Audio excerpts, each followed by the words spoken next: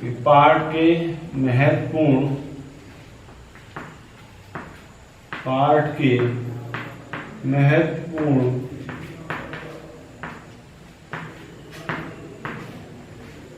श्लोक का हिंदी में अनुवाद।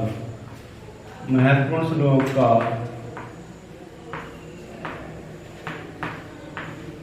हिंदी में अनुवाद।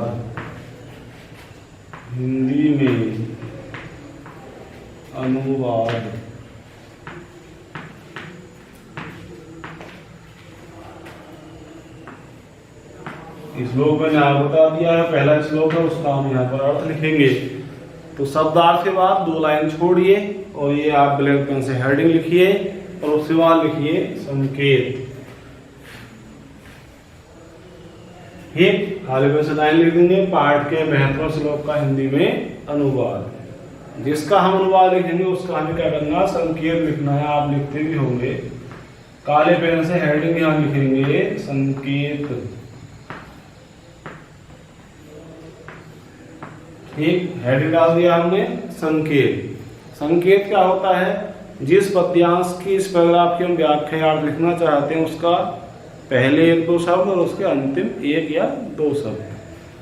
ठीक, तो पहला शब्द क्या है श्लोक का, किताब में हम देखें अगर तो हमारा पहला श्लोक का शब्द है तेजस्वी।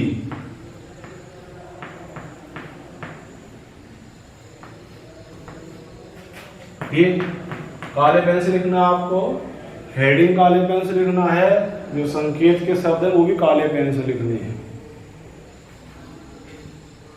बाद में क्या है, मई धेही।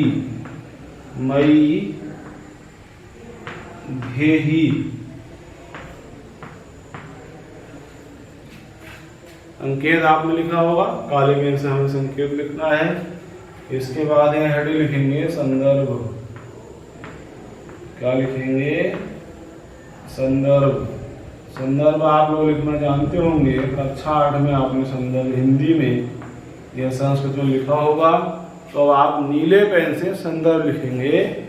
प्रस्तुत श्लोक लिखिए, नीले पेन से लिखना है आगे। अब प्रस्तुत श्लोक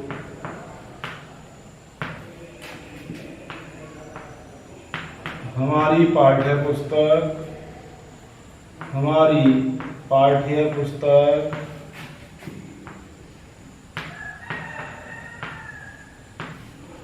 नाम कहीं पुस्तक पे ये भी लिखा संस्कृत प्यूषम, और कहीं जो वर्तिका भी लिखा मिलता है। तो आप मेरे पास जो पुस्तक है उसमें लिखा हुआ संस्कृत प्यूषम। अगर आपके पास पुस्तक वर्तिका लिखा है तो आप वर्तिका भी लिख सकते हैं। ठीक है, संस्कृत प्यूषम।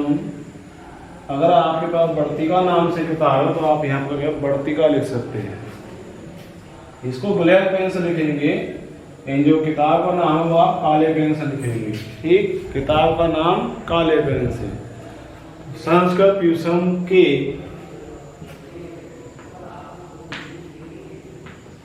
पाठ का नाम लिखेंगे काले पेन से। फिर वैदिक वंदना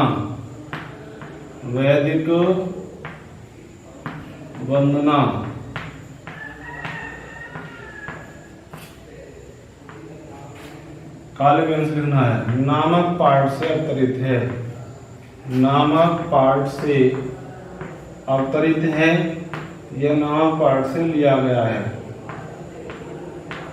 ठीक,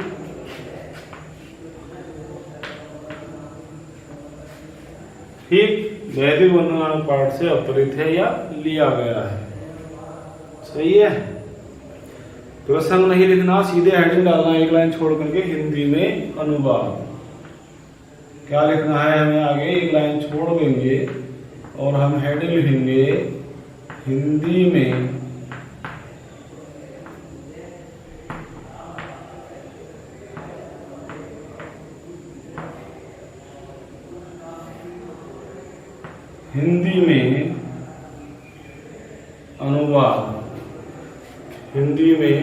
अनुवाद। पहले हमने संकेत लिखा काले पेन से, हेडिंग डाला संदर्भ, फिर हमने संदर्भ लिखा नीले पेन से, लेकिन पुस्तक का नाम और पाठ का नाम हमें काले पेन से लिखना है, अंडरलाइन कर देंगे और अच्छा रहेगा। अब लिखेंगे हिंदी में अनुवाद। ये हमने हेडिंग डाला काले पेन से, और नीले पेन से हम इसका अर्थ लिखेंगे, अनुवाद लिखेंगे। लिखिए, अनुवाद लिखेंगे, हे ईश्वर,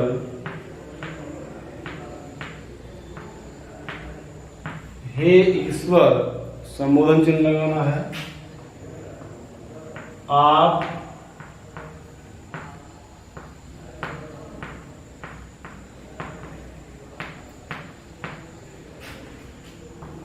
तेज स्वरूप हो, आप तेज स्वरूप हो, मुझे भी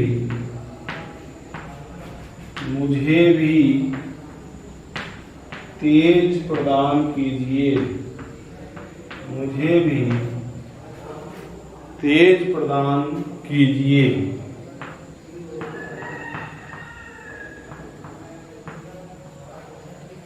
आगे लिखना है, आप शक्ति स्वरूप हो, आप शक्ति स्वरूप हो, मुझे भी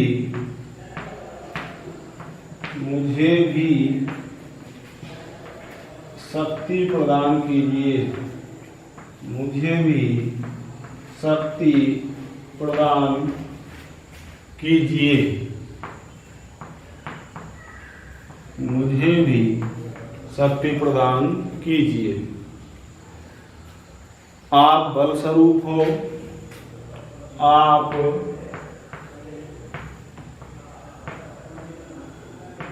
बल स्वरूप हो, आप बल स्वरूप हो, मुझे भी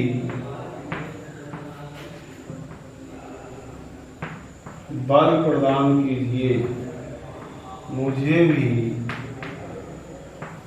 बल प्रदान कीजिए, मुझे भी बल प्रदान कीजिए। अंतिम पंक्ति का अर्थ है,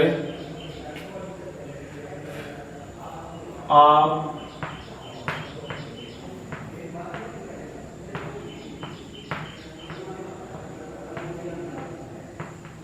ओज स्वरूप हो, आप ओज स्वरूप हो,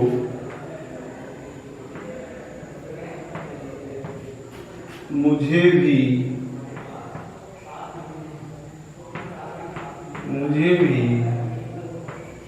ओज प्रदान, मुझे भी, आप ओज स्वरूप हो, मुझे भी ओज प्रदान कीजिए। आप शक्ति शुरू में देख लेंगे, हमने संकेत लिखा, उसके बाद हमने संदर्भ लिखा, और उसके बाद हमने हिंदी में अनुवाद लिखा कि हे ईश्वर, आप तेज स्वरूप हो, कोमा लगा देंगे, आप तेज स्वरूप हो, मुझे भी तेज प्रदान कीजिए। आप शक्ति स्वरूप हो, मुझे भी शक्ति प्रदान कीजिए। आप बल स्वरूप हो, मुझे भी बल प्रदान कीजिए। आप ओज स्वरूप हो, मुझे भी ओज प्रदान कीजिए।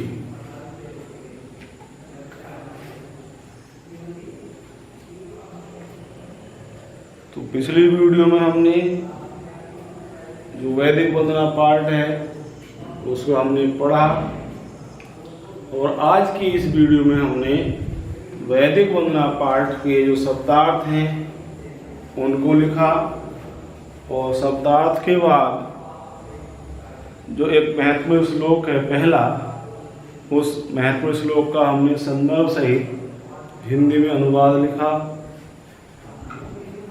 मैं समझता हूँ आपको पढ़ने में या वीडियो क्लास से लिखाई का कार्य करने को समस्या नहीं आएगी। आप ध्यान से पूरे मन से पढ़ने लिखने का कार्य कीजिए, इससे आपका कार्य भी संपन्न होगा और आपके विषय है उसकी तैयारी भी आपके अच्छे से हो जाएगी। तो मैंने 2 कार्य यहाँ पर कराए हैं वंदना में, शब्दार्थ और एक श्लोक का हिंदी में अनुवाद। इतना ही आपको लिखना है, इतनी आपको याद करना है। तो आज की ऑनलाइन वीडियो क्लास में यहीं तक, और इससे अगली वीडियो क्लास में हम लोग अगले पाठ पर बात करेंगे। तब तक के लिए मैं विदा लेता हूँ और मिलते हैं अगली वीडियो क्लास में।